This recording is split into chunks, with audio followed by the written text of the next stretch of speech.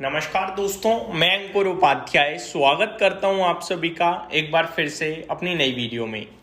बाजार flattish type है, कोई खास एक्शन नहीं है। मार्केट ब्रेथ ऑलमोस्ट 1:1 है। एकमात्र स्मॉल कैप इंडेक्स है जो अच्छा कर रहा है, 0.1% की तेजी है।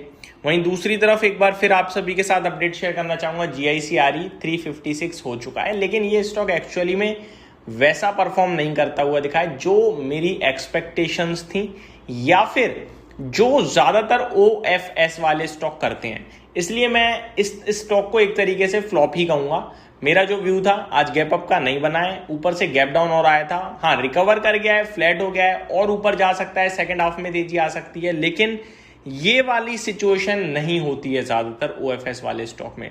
अब मैं बढ़ता हूं आगे आप सभी के साथ कुछ और स्टॉक्स के बारे में बात करने पे। सबसे पहले एक अपडेट आई है आज मुंबई से। मैं आपको बताना चाहूंगा, रियल एस्टेट सेक्टर आज 0.64% डाउन है। ठीक है, एक्चुअली में अगर आप देखें तो कुछ खबरें ये आ रही हैं कि जो मुंबई है वहां पे पानी की दिक्कत हो रही है, जिसकी वजह से रियल एस्टेट में काफी प्रॉब्लम आ रही है। रियल एस्टेट वर्क में फुल्ली स्टॉप नहीं हुआ है काम, लेकिन काफी हद तक काम स्टॉप हुआ है।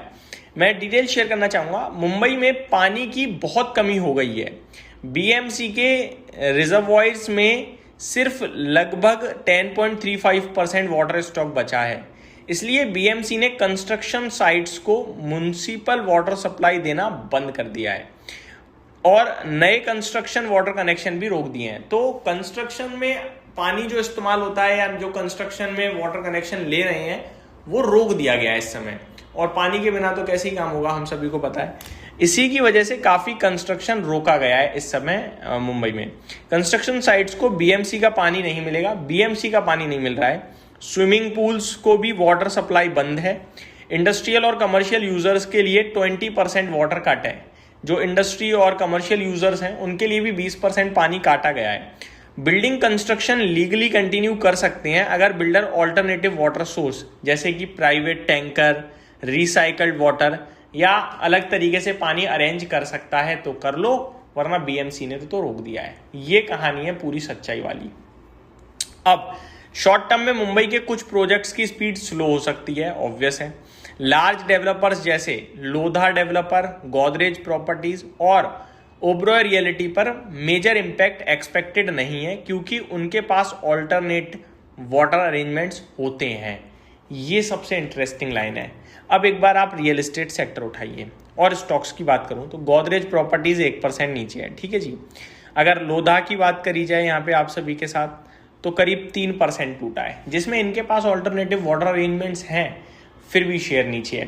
तो ये आप एक तरीके से कह सकते हो ओवर रिएक्शन टाइप है। डिटेल हमें समझ में आई, फिर हमें समझ में आया रिएक्शन न्यूट्रल है या ओवर है। तो ये ओवर रिएक्शन टाइप लग रहा है। अगर मॉनसून और डिले हुआ तो कंस्ट्रक्शन कॉस्ट और प्रोजेक्ट टाइमलाइंस पर प्रेशर आ सकता है, तो प्रॉब्लम बढ़ेगी और मॉनसून इस बार हो सकता है थोड़ा डिले और करे। और ऑलरेडी मुंबई में 14-15 दिन मॉनसून डिले है।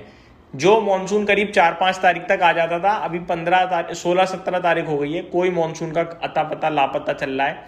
तो ये डिले चल रहा है ऑलरेडी। अभी भी कुछ अनुमान प्रॉपरली जता नहीं पा रहे हैं कि कब तक आएगी। हालांकि देखा जाए तो वेदर साइट्स बता रही हैं कि 2 से 3 दिन में हो सकता है बारिश देखने को मिले। ठीक है, तो ये पूरी की पूरी डिटेल्स थी। पूरी तरीके से कंस्ट्रक्शन वर्क नहीं रुका है, लेकिन BMC ने पानी सप्लाई रोक दिया है, नए कनेक्शंस भी रोक दिए हैं वाटर के। बट अगर आपके पास ऑल्टरनेटिव है, प्राइवेट टैंकर हो सकता है, अलग अलग तरीके के, तो आप कामकाज जारी रख सकते हैं।